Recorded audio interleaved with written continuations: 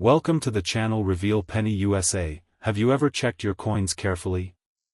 One of them could be hiding $80 million in plain sight, and today we start with something that looks so painfully ordinary that 99% of people would flip it into a vending machine without a second thought. It's a Roosevelt dime, from 1967, the kind of coin that's been sitting in junk drawers, coat pockets, and forgotten coffee cans for decades. Nobody suspects it. Nobody looks twice. But this is where the story begins. Because hidden inside a small handful of these 1967 dimes is a minting anomaly so rare, so historically significant, that collectors have chased it for years, and when one finally surfaced at a private specialty auction, the final hammer price came in at a jaw-dropping $65 million. Yes, you heard that correctly. $65 million, for a coin that is worth exactly 10 cents at face value. Let that sink in for a second. And before we go any further, stick around, because after we crack open the secret behind this 1967 dime, we're going straight into two more coins, each one stranger and even more valuable than the last, and the final coin on today's list might just be the most shocking discovery we've ever covered on this channel. But let's not get ahead of ourselves. Let's go back. 1967 was a strange year for U.S. coinage. The country had just phased out silver from circulating dimes and quarters 2 years earlier, and the mint was scrambling to keep up with demand while transitioning to new copper nickel-clad planchets. In the chaos of that changeover, quality control wasn't always perfect. Dies were reused past their intended lifespan, planchets were sometimes misfed, and every now and then, a coin slipped through that should never have made it into circulation. That's exactly what happened with this particular 1967 dime.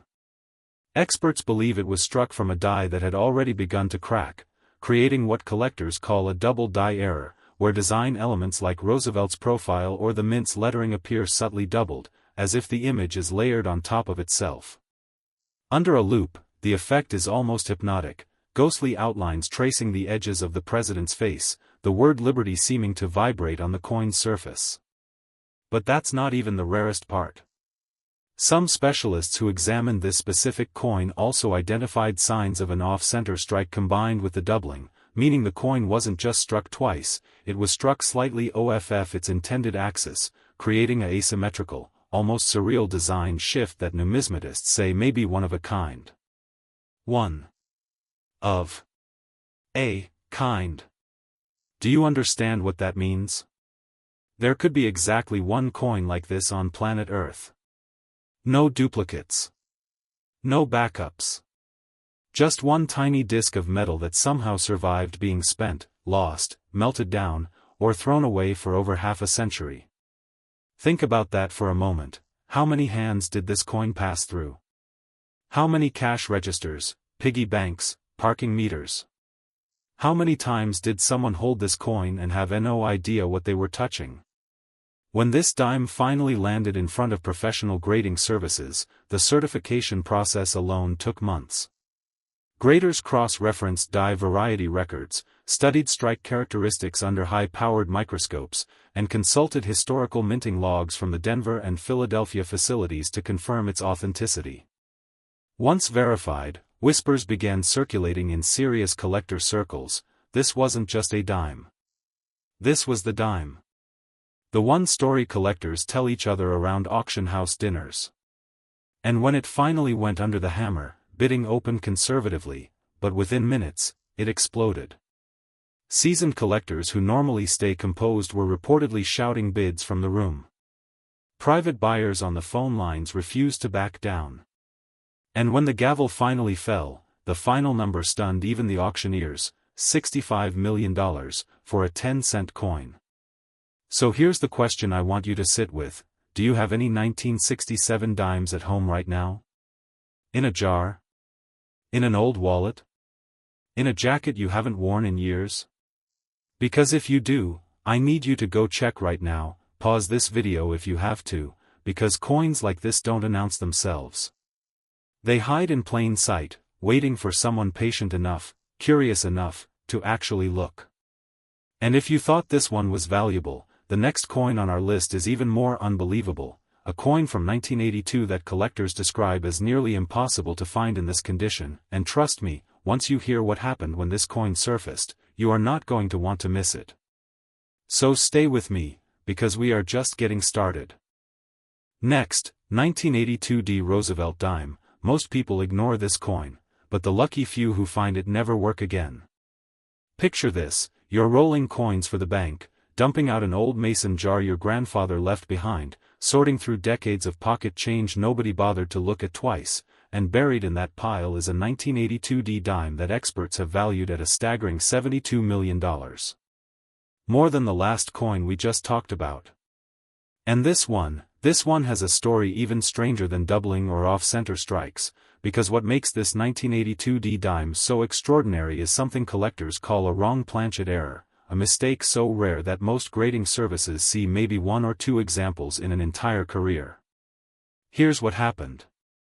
1982 was already a chaotic year at the Denver Mint. Worker strikes, planchet shortages, and equipment malfunctions created a perfect storm of production irregularities, and somewhere in that chaos, a single dime was struck on a planchet that was never meant for it. Instead of the standard copper nickel-clad blank, this coin was accidentally struck on a planchet intended for an entirely different denomination, creating a coin with an irregular weight, a slightly warped diameter, and edge lettering that doesn't line up the way it should on a normal dime. When you hold it, or when the handful of people who have held it describe it, they say it feels wrong in your hand before you even see why. Too light in one spot, too heavy in another, the balance just off. And once graders confirmed it under the microscope, they found something even stranger: faint traces of a repunched mint mark beneath the primary D, as if the mint worker who hand-punched the mint mark that day had to do it twice, leaving behind a ghostly secondary impression only visible at extreme magnification. 2 errors. On one coin. From one single strike, in one single moment inside a mint facility over 40 years ago. Do you understand how many things had to go wrong, in exactly the right sequence, for a coin like this to exist? A planchet mix-up and a repunched mint mark, surviving decades of circulation, spending, counting, rolling, without being caught, without being melted, without being lost forever. When this dime finally surfaced, reportedly found by someone who was simply sorting inherited coin jars, the kind of ordinary, unremarkable moment that happens in kitchens and garages across America every single day, nobody in that moment had any idea what they were holding. It looked like pocket change. It felt like pocket change.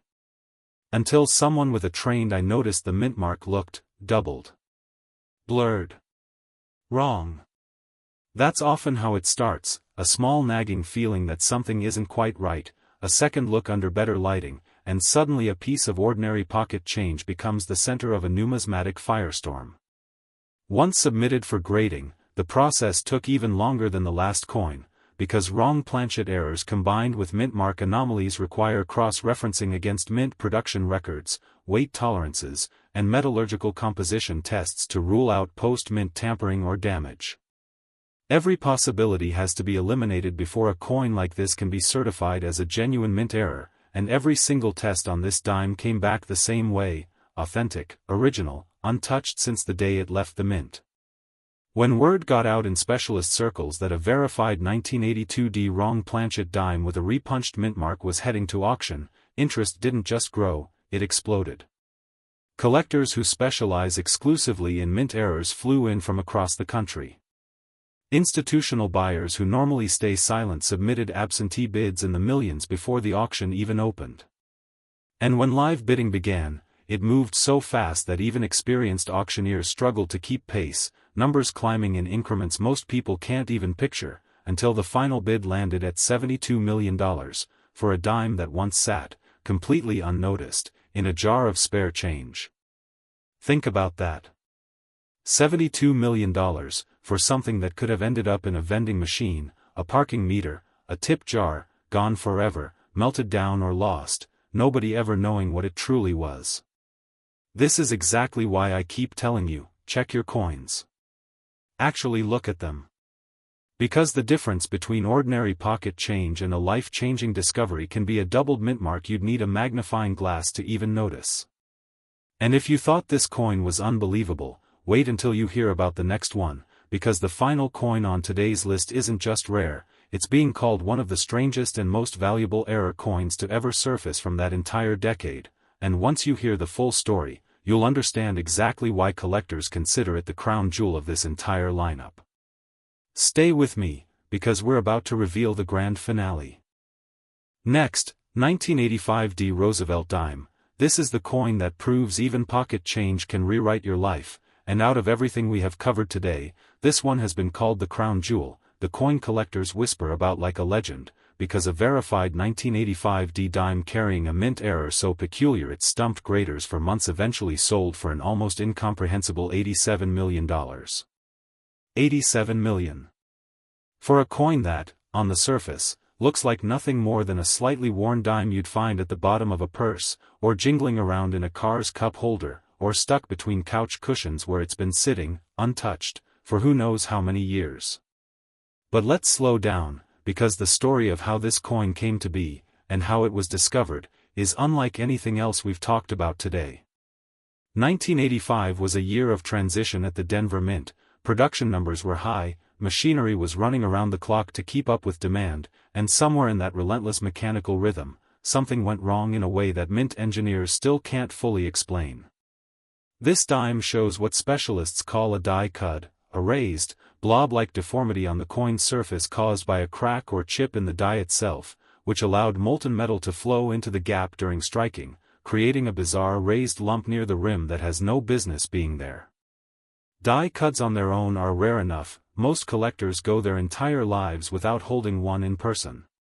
But this coin didn't stop there. Layered on top of that raised cud is unmistakable evidence of a double die obverse, meaning Roosevelt's portrait itself carries a subtle spectral duplication, most visible along the jawline and in the lettering of "In God We Trust," as if two nearly identical images were fused together at the moment of striking, separated by the faintest fraction of a millimeter. 3 anomalies. A die cud, doubling, and, this is the detail that truly floored the grading team, a faint off-metal tint along one edge, suggesting a trace metallurgical inconsistency in the planchet mixture itself, something almost never documented on a coin of this type and date. When specialists first examined it, several of them reportedly assumed it was a novelty piece, a fake, something altered outside the mint, because coins simply aren't supposed to carry this many simultaneous errors. But test after test, weight verification, metallurgic analysis, die marker comparison against archived Denver Mint production records from 1985, everything came back the same conclusion: this coin is completely genuine, untouched, exactly as it left the machine that struck it decades ago. Now here's where the story gets even more remarkable, because the way this coin was found wasn't through some meticulous, obsessive coin hunter combing through rolls of dimes with a magnifying glass every single day. No, it was found completely by accident, by someone helping an elderly relative clean out a house before a move, going through drawer after drawer of forgotten odds and ends, old buttons, expired coupons, and yes, jars and jars of loose change that had been accumulating, quietly, for nearly 40 years. Most of it was destined for a bank coin counting machine, the kind that would have crushed this dime through mechanical sorting without a second thought, treating it exactly the same as every other ordinary dime in that jar. But something made this person pause. Maybe it was the odd little bump near the rim, that strange raised lump that didn't feel quite right against their thumb. Maybe it was pure curiosity. But instead of dumping it in with the rest, they set it aside, snapped a photo, and posted it in an online forum just to ask, "Does anyone know what's wrong with this dime?" Within hours, replies started pouring in, then messages from specialists, then direct outreach from professional graders asking to see the coin in person. What started as an offhand question in a hobbyist forum turned into one of the most closely watched authentication processes in recent numismatic memory, because everyone who saw those first blurry photos suspected the same thing: this wasn't just a coin with one mistake, this was a coin with 3, compounding, layered on top of each other in a way that may never be replicated. As authentication dragged on for weeks, then months, word spread through collector networks like wildfire, message boards buzzing, private collectors reaching out directly to the family with unsolicited offers before the coin was even fully certified, numbers that started in the hundreds of thousands, then climbed into the millions, just for the chance to be first in line once grading was complete.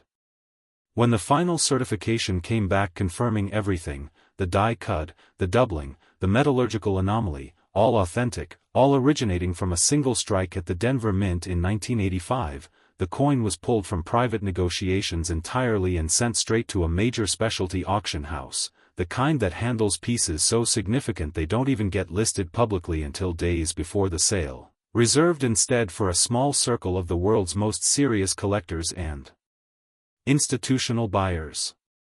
And when the auction finally opened, it didn't build slowly the way some sales do. It exploded from the very first bid, phone lines lighting up simultaneously, absentee bids stacked before the gavel even fell once, collectors who specialize exclusively in Denver Mint errors treating this like the sale of a lifetime, because in many ways, it was.